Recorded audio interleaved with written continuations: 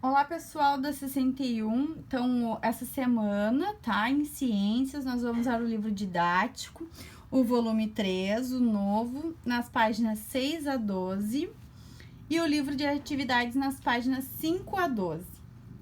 Na página 12 é para vocês irem até o exercício 13, tá? O que vem depois, o exercício 14, é conteúdo novo, a gente ainda não viu, tá certo? Bom, então, hoje nós vamos ver organização celular, ok? Página 6, ó.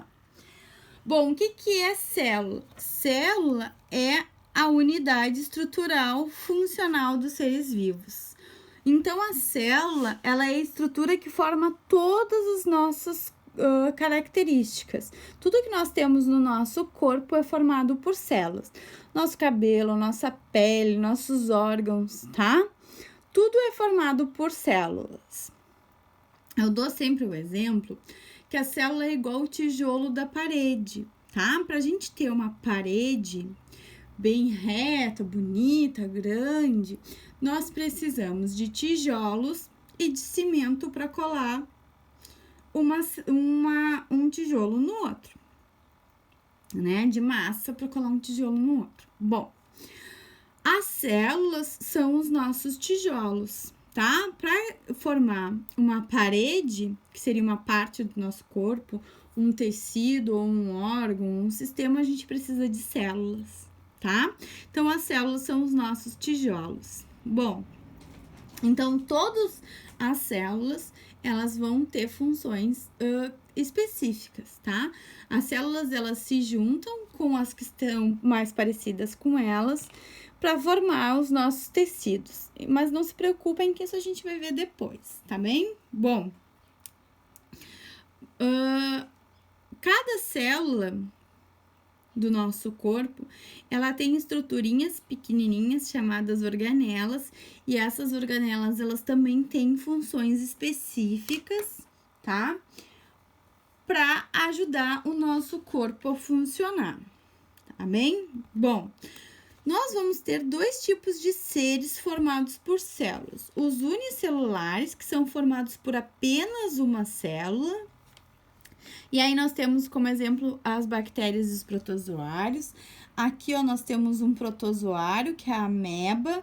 Ele é formado por apenas uma célula, olha aqui. Essa célula aqui, então, ela é esse indivíduo, então, é unicelular, formado por uma célula, tá bem? E nós temos os seres multicelulares, tá? Que são formados por várias células. Aí nós temos animais, plantas e alguns fungos. Aqui nós temos as células de uma planta, tá?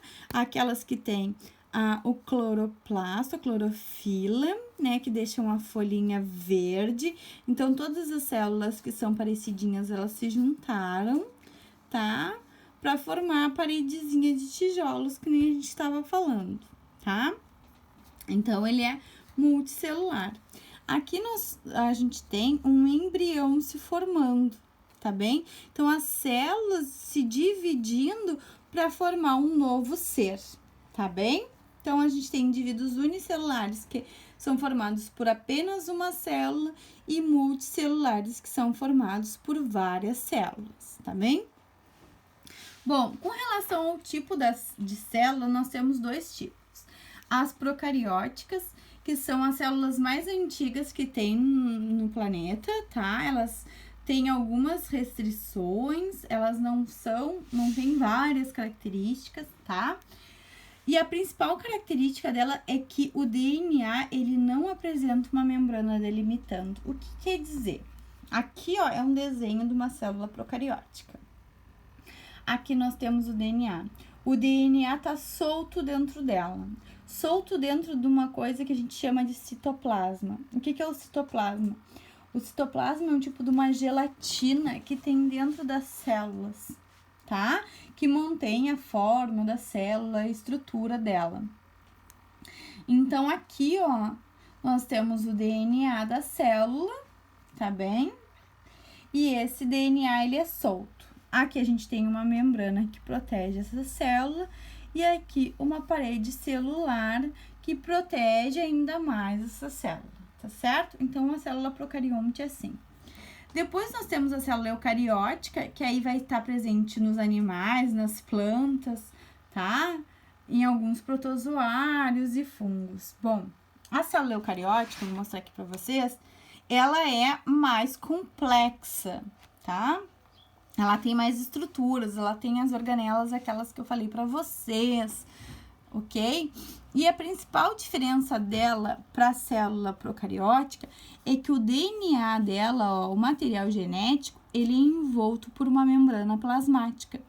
Então, aqui, ó, tem uma membrana que protege esse DNA que a gente chama de núcleo, ok?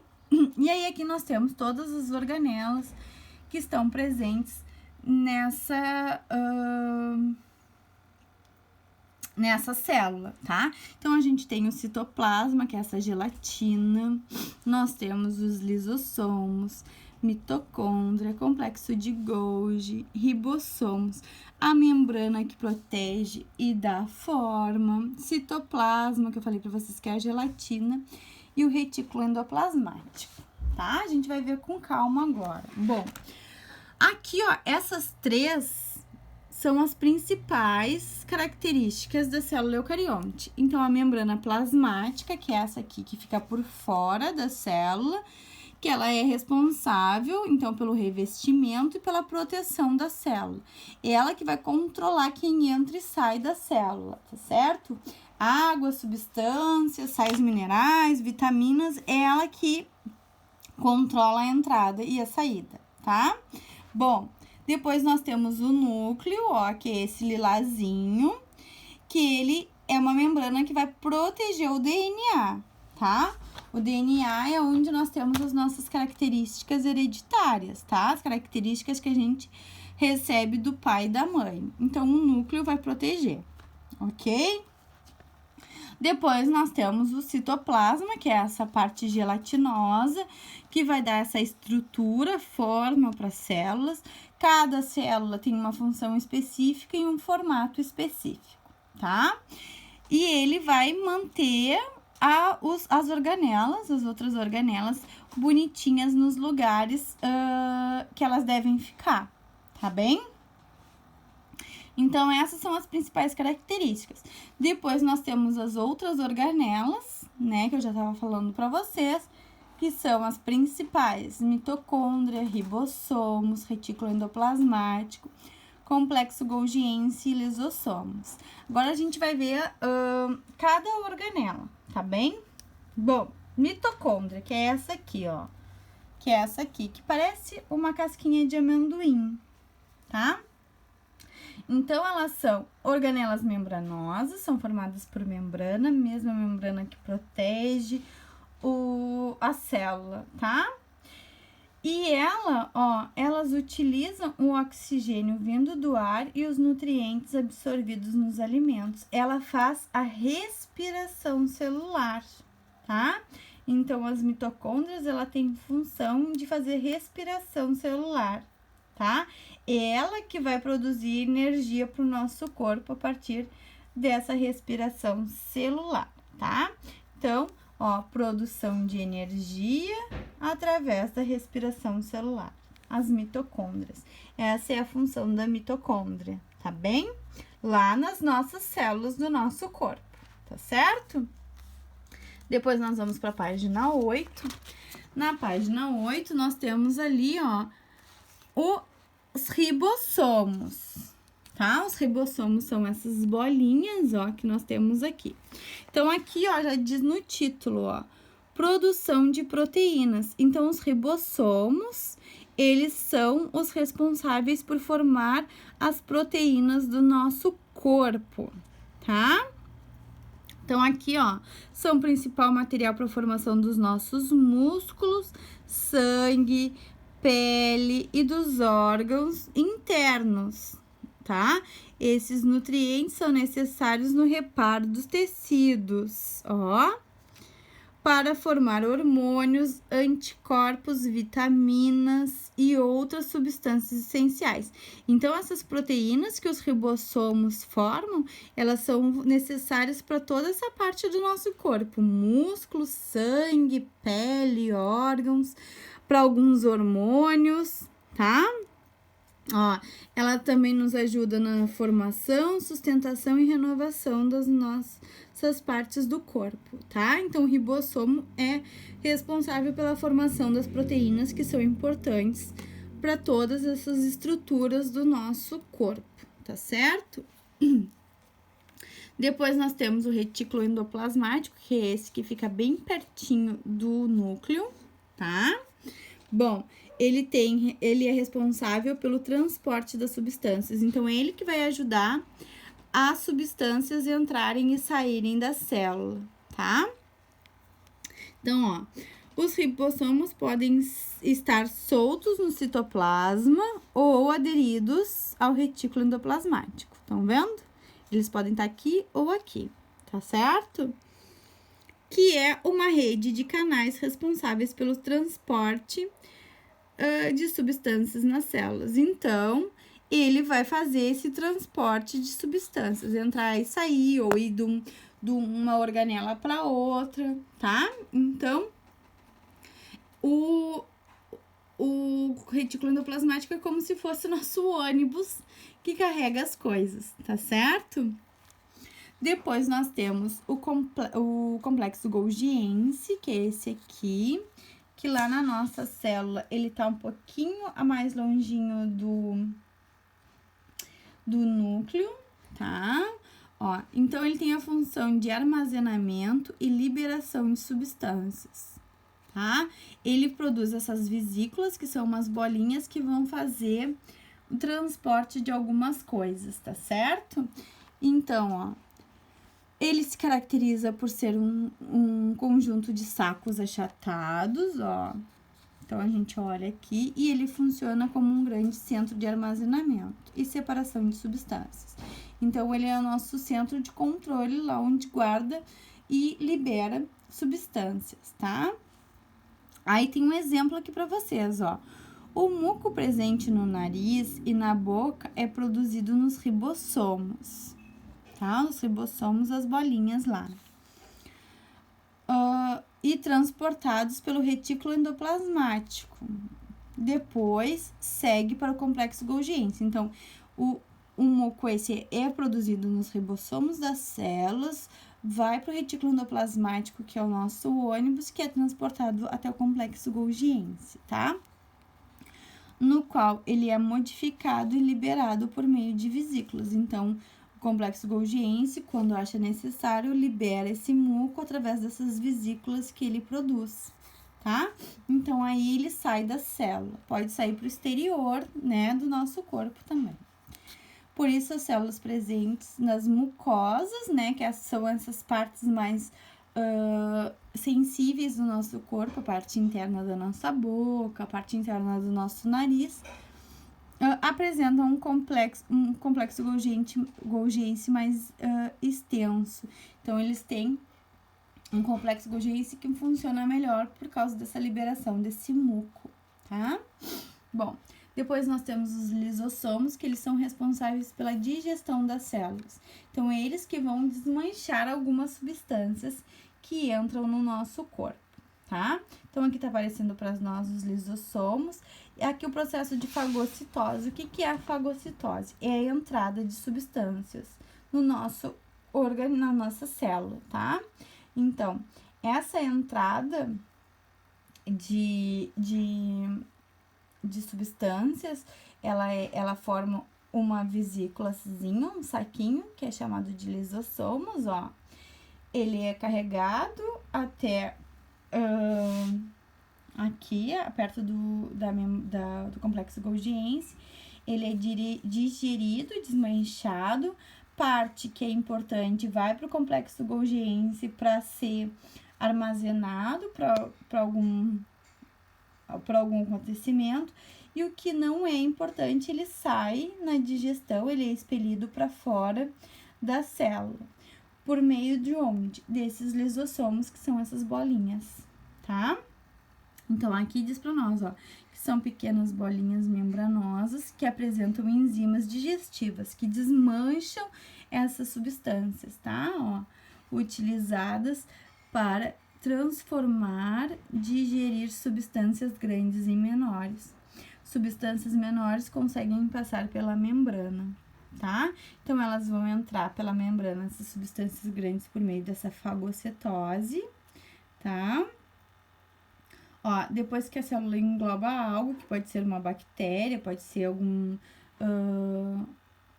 alguma substância nutritiva, os lisossomos agem e digerem os nutrientes. Os lisossomos também ajudam na renovação celular, digerindo organelas antigas. Então, as organelas que estão velhinhas, que não estão funcionando direito, os lisossomos também fazem essa digestão e liberação do que não importa, tá? Para as células. Bom, aqui na página 9, nós temos uma célula vegetal. Olha só, a célula vegetal, ela também é uma célula eucariótica, tá? Porque ela vai apresentar um núcleo envolvendo o DNA, ela vai ter o retículo endoplasmático, tá? Ela vai ter mitocôndria e ela vai ter membrana celular. E o complexo Golgiense. Só que ela tem algumas estruturas específicas importantes para as plantas, que é o vacúolo, que faz armazenamento de água, tá? O cloroplasto, que é aquele que armazena a clorofila, que faz a folhinha ficar verde, tá? E a parede celular, que ela dá mais proteção para a célula, até para essa célula engordar e emagrecer quando entra água e sai água, tá?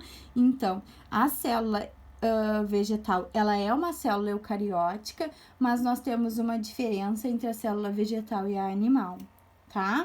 A célula eucariótica animal, que são dos animais, é essa aqui, tá? Que é a que nós temos também. A célula vegetal, que são só das plantas e algas, né? É essa aqui, que tem essa clorofila, os cloroplastos, essa parede celular e esse vacúolo, tá certo?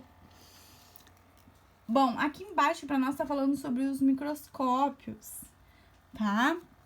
Então, é uma parte, assim, mais histórica de como foi descoberta a célula e formado os microscópios, tá? Então, a gente não consegue ver as células a olho nu, porque elas são minúsculas, né? Se a gente conseguisse enxergar, a gente olharia pro nosso dedo e enxergaria as células. Então, olha, foi desenvolvido o microscópio, né? Pelos holandeses, né? Hans e Zacarias, no ano de 1595, tá? Então, eles que criaram o microscópio, né? Com essa lente de aumento para a gente enxergar coisas minúsculas, tá certo? E em 1665, o inglês Robert Hooke publicou um livro sobre micrografia, né? Sobre o que ele descobriu usando esse microscópio. E ele conseguiu notar em estruturas de cortiça, aquelas rolhas que vêm em vinho, por exemplo, que elas eram formadas por poros, por pequenas celas, que são chamadas de células, tá?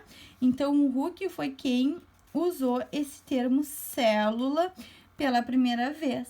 Foi ele que viu que todos os seres, né, são formados por pequenas estruturas que unidas formam as suas características, tá certo? É isso aqui que tá falando para vocês aqui nesse textinho, tá? Aqui também tá falando que posteriormente, né, Anton van Leeuwenhoek desenvolveu um pequeno microscópio. Com esse instrumento, passou a observar tudo que pôde. Então, o microscópio fez os cientistas começarem a analisar melhor as coisas pequenas que antes passavam despercebidas por nós, tá certo? Aí aqui para nós tá mostrando a evolução da microscopia. Hoje em dia nós temos microscópios eletrônicos, que são esses grandes aqui, que dão imagens maravilhosas das estruturas. A gente consegue ver perfeitamente bem como é que elas são, tá?